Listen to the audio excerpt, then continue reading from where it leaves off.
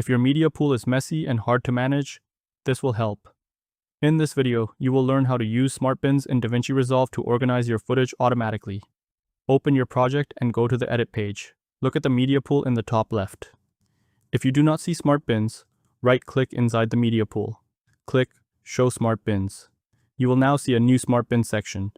Right-click on Smart Bins and select Add Smart Bin.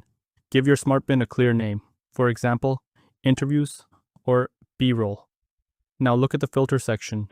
This is where the automation happens. Click the drop-down and choose a filter type.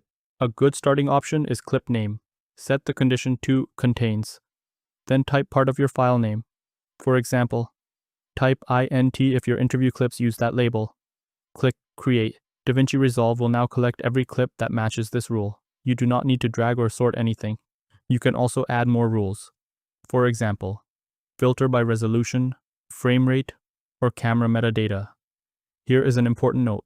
Smart Bins do not move your files. They only create a filtered view. Your original clips stay in place. If a clip does not show up, check the file name or metadata. Smart Bins only work if your rules are correct. A simple workflow is this. Name your clips clearly when you import them. Then create Smart Bins based on those names.